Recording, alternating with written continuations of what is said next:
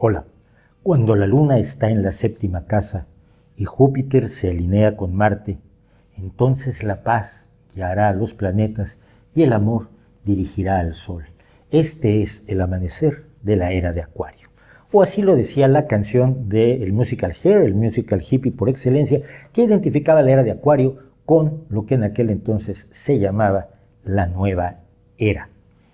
La nueva era es una colección de visiones que dominaron gran parte del pensamiento en los años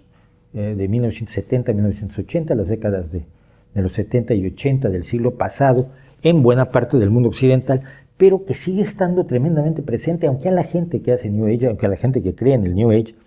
no le gusta ya que se hable de New Age. El New Age tiene sus raíces en las reacciones en contra de la Ilustración y en contra de la Revolución Científica que se vivieron sobre todo en el siglo XVIII. Una serie de personas decidieron que la ciencia y la Ilustración, las ideas del avance del conocimiento y del avance de la sociedad, tenían el problema de que les quitaban la posibilidad de trascender, les quitaban la posibilidad de transformar el mundo mediante la oración o mediante la magia, fuera magia natural, fuera magia de la aprobada por la Iglesia o fuera magia demoníaca y terrible. Pensaban que se les había arrancado la trascendencia y la posibilidad, sobre todo, de lograr cambios relevantes sin esfuerzo, simplemente a través de la oración o a través de la comprensión de ciertos conocimientos que no estaban al alcance de todo el mundo, no como la ciencia, que era una tontería que estaba al alcance de cualquiera que quisiera estudiarla. Y estas ideas esotéricas y ocultistas que reaccionan ante la Ilustración tienen algunos personajes muy notorios como Emanuel Swedenborg, que fue una fuerza importante dentro del ocultismo a partir de aquellos años. Esta idea de que debe haber algo más, que la realidad material, que el universo tiene que ser más de lo que parece y que el ser humano debe tener alguna potencialidad de ser mucho más que un simple ser humano, fueron las ideas básicas detrás del New Age. Y esas ideas básicas las retomó un personaje extraordinario, un personaje que es enormemente atractivo, pese a tratarse de una embustera y una persona que vivió de la mentira, de la falsedad y del engaño, que fue Elena Petrovna Blavatsky. Elena Blavatsky, que vivió de 1831 a 1891, tenía un carisma y un magnetismo personal extraordinarios que hacían que la gente le creyera todo lo que decía. Ella dijo que había estado en el Tíbet y había subido a los Himalayas a pie en busca de la iluminación, le decían que sí, que se había defendido a sablazos de un asalto, le decían que sí, que había peleado con Garibaldi o que había estado con los bandidos mexicanos, que había recorrido el mundo 7 veces y casi que mataba cocodrilos a bofetones, y la gente a su alrededor le creía. Y le creía porque era una mujer con una gran capacidad de convicción, de un gran carisma, ese carisma que caracteriza a los gurús. Y Elena Blavatsky organizó un culto a su alrededor que fue la teosofía. La teosofía básicamente establecía que era la filosofía que iba a reunir a todas las religiones en una sola, y por supuesto su líder era doña Elena Petrovna Blavatsky. ¿Quién iba a ser? A ella le habían encargado esto en el Tíbet, porque todo siempre pasa en el Tíbet, le habían encargado esto en el Tíbet un club particular de personas a las que había podido tener acceso espiritualmente y místicamente, clarividentemente, que eran los maestros ascendidos. Los maestros ascendidos eran un grupo de personas como Buda, Cristo, Mahoma y otros maestros espirituales y esotéricos que están reunidos en un club donde es como la liga de los héroes, la liga de los hombres extraordinarios,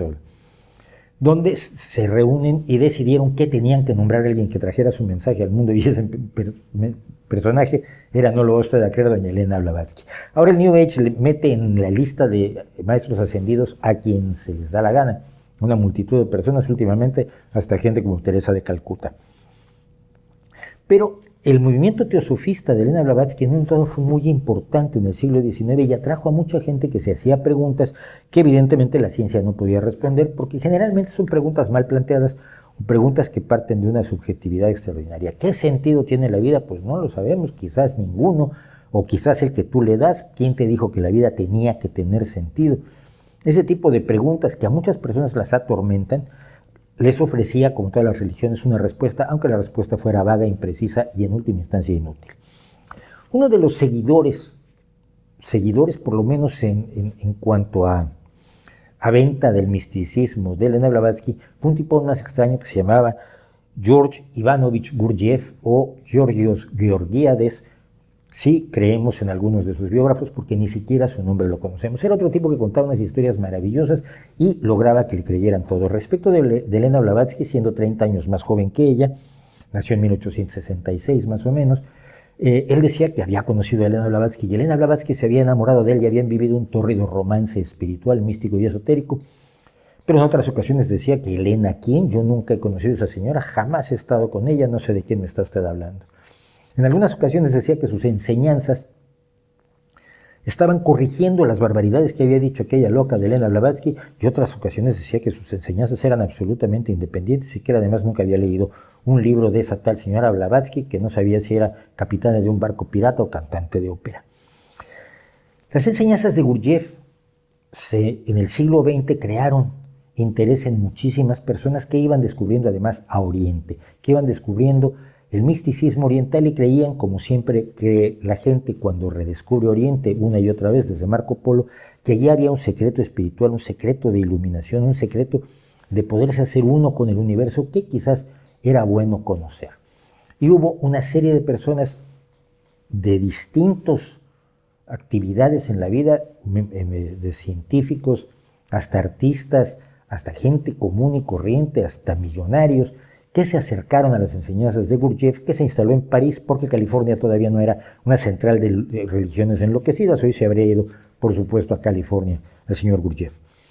Y de sus seguidores nacieron algunas de las visiones más claras del New Age, como la del Retorno de los Brujos, libro al que hacemos homenaje en mi blog, El Retorno de los Charlatanes.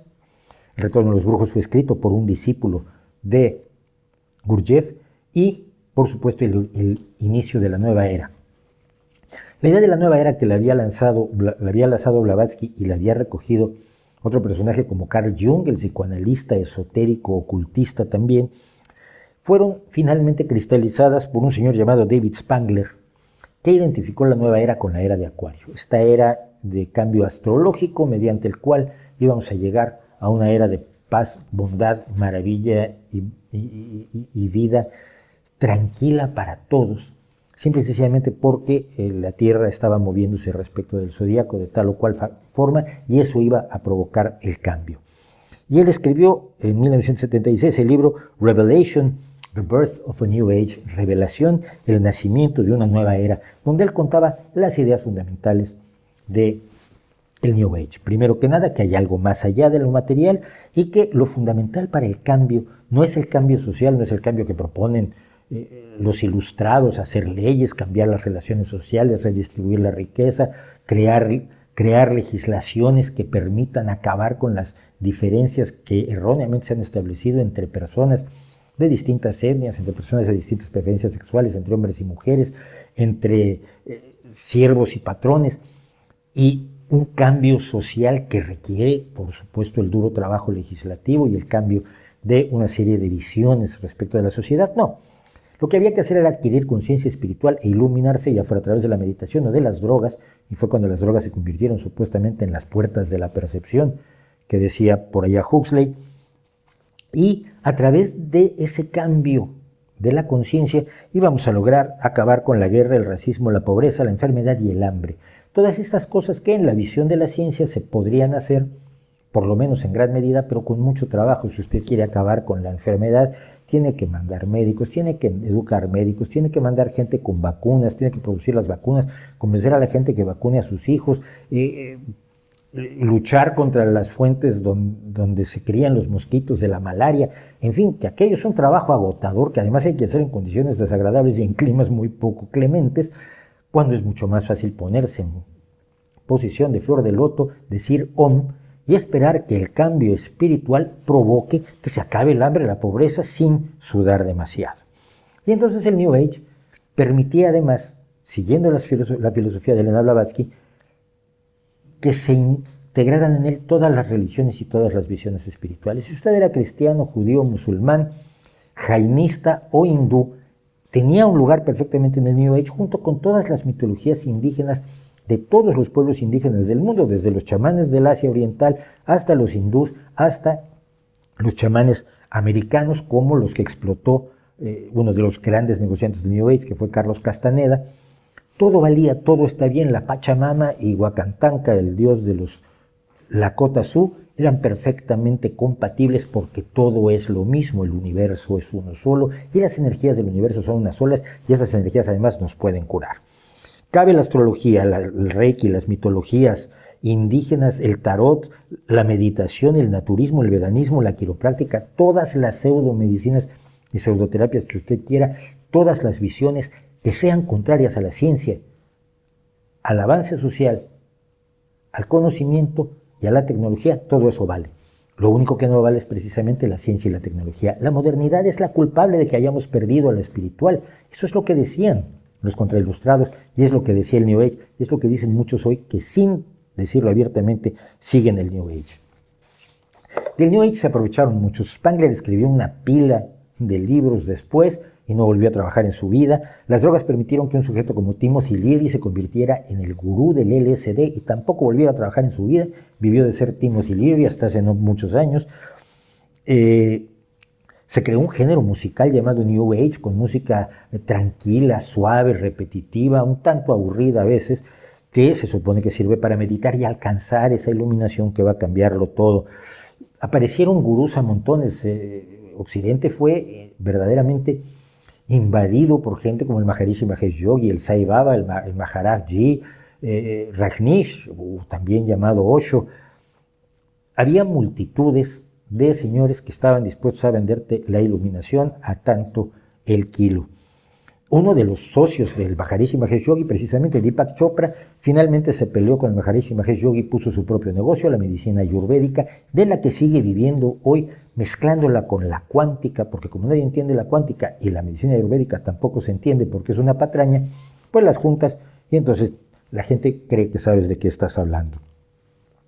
Ramta, la que hizo la película de ¿Qué sabes tú?, que dice que habla con un guerrero de la antigua Lemuria. Oprah Winfrey, que ha promovido a todo tipo de locos y de gente que cree que habla con los muertos y puede ver el futuro. O Gwyneth Paltrow con su supernegocio del bienestar. Todo lo que usted escucha sobre formas de curación que no son científicas, que van en contra de la medicina, porque la medicina es resultado de la ciencia y por lo tanto es mala, son hijas del New Age. Todas las creencias antitecnológicas, todo el desprecio o el odio a las vacunas, la lucha en contra de la medicina, la lucha en contra del conocimiento, todo ello tiene sus raíces en el New Age. Y las creencias de que fue finalmente la ciencia la que nos quitó la posibilidad de llegar al cielo y de cambiarlo todo rezando y a través de la magia. Y la magia es más bonita que el duro trabajo de cambiar la realidad poco a poco, a veces no de manera muy espectacular, pero siempre avanzando lentamente, muy, muy lentamente. El New Age está presente, igual en Greenpeace, que es una institución claramente del New Age, nacido en 1971, formado por un grupo de religiosos que creían que dar testimonio es la mejor forma de luchar contra algo, es decir, protestar, y protestar y protestar, y con un presupuesto gordísimo de 200 millones de